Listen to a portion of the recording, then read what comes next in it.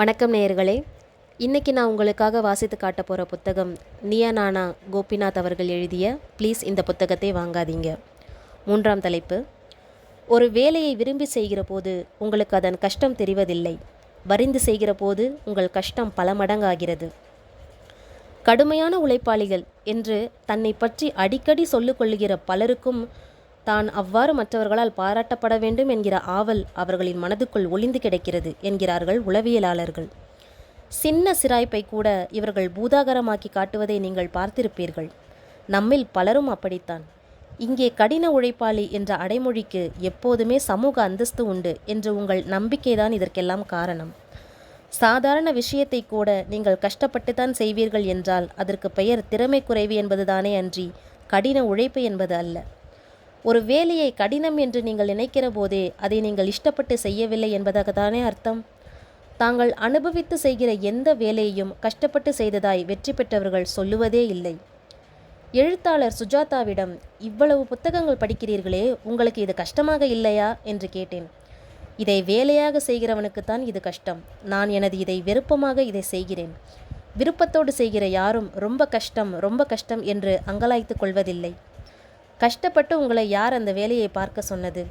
இதே வேலையை இஷ்டப்பட்டு செய்ய 1000 பேர் இருக்கிறார்களே, அவர்களிடம் அதை விட்டுவிடலாமே. இதெல்லாம் சொல்கிறதுக்கு நல்லா இருக்கும், ப்ராக்டிக்கலாக கஷ்டம் என்று மனசுக்கு தோன்றும். நான் செய்கிற வேலை ரொம்ப கஷ்டமானதாக தான் இருக்கு. ஆனாலும் என்ன பண்ணுறது, சம்பளம் வேணுமே. அப்பா வாங்கின கடனை அடைக்கணும், தவணை முறையில் வாங்கியிருக்க 2 சக்கர வண்டிக்கு தவணை கட்டணும். இப்படி பட்ஜெட் பட்டியல் வாசிப்பவர்கள் பாதி பேர் இருக்கிறார்கள். பிள்ளைக்கு பள்ளி கட்டணம், வாகனத்துக்கு தவணை, இதெல்லாம் கட்ட கஷ்டமான வேலையை செய்ய உங்கள் மனது தயாராயிருக்கிறது. நீங்கள் சொல்கிற அந்த கஷ்டமான வேலையை நீங்கள் செய்து கொண்டிருப்பதற்கு காரணமே உங்களுக்கு இருக்கிற தேவைகளால் தானே. இந்த தேவைகள் உங்களுடைய விருப்பங்கள். அதனால் அதை சுமக்க உங்கள் மனசு தயாராக இருக்கிறது. ஆனால் அவற்றை நிறைவேற்றிக் கொள்வதற்காக நீங்கள் செய்கிற உத்தியோகத்துக்கு மட்டும் உங்கள் மனசு வெறும் வேலையாகவே மட்டும் பார்க்கிறதே. அது நான் செய்யும் வேலை கஷ்டமானது என்று புலம்ப வைக்கிறது. ஏண்டா ஆபீஸுக்கு வந்தோம் என்று அழுத்து கொள்ள வைக்கிறது. எப்படியும் அந்த வேலையை நீங்கள்தான் செய்துதான் ஆக வேண்டும் என்றால் ஏன் அதை நீங்கள் வெறுப்போடு செய்ய வேண்டும்? ஆசைப்பட்டும் செய்யலாமே. மனசுக்கு பிடித்த சுமைகளை சுகமாக சுமப்பது போல் வேலையையும் சுகமாக சுமக்கலாமே. அப்படி சுமக்கிற போது நிச்சயமாய் உங்களுக்கு அதன் கனம் தெரியாது என்பதுதான் உண்மை. நீங்கள் இந்த வேலையை வெறுப்போடு செய்கிறீர்கள் என்பதற்காக உங்களுக்கு பதவி உயர்வு வழங்கப்படும் என்றால் பரவாயில்லை. உங்களுக்கே தெரியும், அந்த வேலையை நீங்கள் ஆசையோடு செய்தால் கூடிய விரைவிலேயே நீங்கள் நீண்ட நாளாய் விரும்புகிற ஒரு விஷயம் கிடைத்துவிடும் என்று. ஆனால் நீங்கள் என்ன செய்கிறீர்கள்? பாவம், புள்ள ரொம்ப கஷ்டப்படுறான் என்று 4 பேர் சொல்ல வேண்டும். இந்த குடும்பத்துக்காக மாடா உழைக்கிறான் என்று உங்கள் காதுபட யாராவது கவலைப்பட வேண்டும். அதற்காக வேணும் இந்த வேலையை வெறுப்போடு செய்தாக வேண்டும் என்று எண்ணுகிறீர்கள். கவலைப்படாதீர்கள். நீங்கள் மிக இலகுவான வேலையை பார்த்தாலும் உங்கள் அன்புக்குரியவர்கள் நீங்கள் கஷ்டப்படுவதாகத்தான் சொல்லப் போகிறார்கள். இரும்படிக்கிற வேலை ரொம்ப கஷ்டமானதுதான்.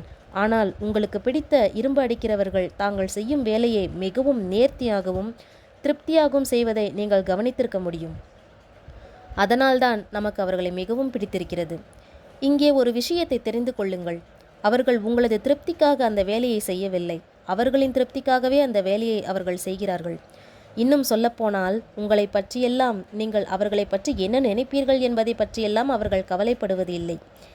இந்த துறையில் இந்த வேலையின் நெளிவு சுழிவுகளை நன்றாக தெரிந்து வைத்துள்ள நான் திருப்தியாக செய்கிற எந்த பணியும் அடுத்தவர்கள் என்னிடம் எதிர்பார்ப்பதை விட அதிக அளவுக்கு சிறப்புள்ளதாகவே இருக்கும் என்று அவர்கள் ஆழ்மனதில் தீவிரமானதொரு நம்பிக்கை இருக்கும். அவர்கள் உங்களின் பாவம் வார்த்தைகளுக்கு மயங்கு போகிற அளவுக்கு பலவீனமானவர்கள் அல்ல. கோடரியோ உளியோ கொண்டு ஆசையோடு ஒரு வேலையை செய்கிற போது, அதை கொண்டு இரும்பை அடிக்கிற போது எழுகிற சத்தமும் வீசுகிற அனலும் அவர்களை துன்புறுத்துவதில்லை. செய்கிற வேலையை திருப்தியாய் செய்துவிட்டு 1க்கு 10 முறை அது சரியாய் இருக்கிறதா என்று ரசித்து பார்ப்பதுதான் அவர்களுக்கு சுகம்.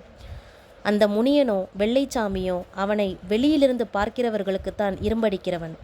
ஒரு சிலை வடிக்கிறவருக்கும் தனக்கும் எந்த வேறுபாடும் இல்லை என்று நினைத்து அந்த வேலையை ரசித்து செய்கிற முனியனையும் வெள்ளைச்சாமியையும் உங்களுக்கு ரொம்பவே பிடித்து போகும். அடிக்கடி அவரிடமே போவீர்கள். நிறைய பேரை அவருக்கு அறிமுகப்படுத்துவீர்கள். அவருடைய பட்டறை பெரிதாகும்.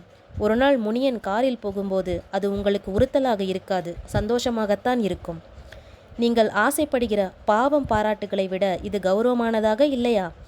ஒரு நிலையில் இந்த ஐயோ பாவத்திற்கு உங்கள் மனது அடிமையாகி உங்களது வளர்ச்சி நிலையும் மட்டுப்பட்டு போகிறதா இல்லையா? இதுதானே யதார்த்தத்தில் நடக்கிறது.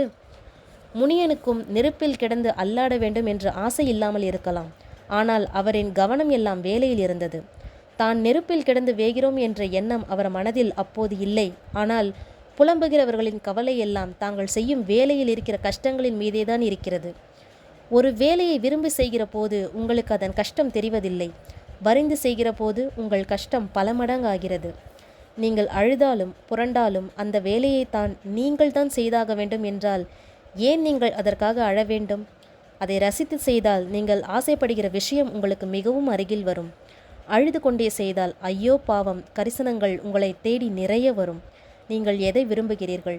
உங்களுக்கு எது வேண்டுமோ அதை செய்யுங்கள்.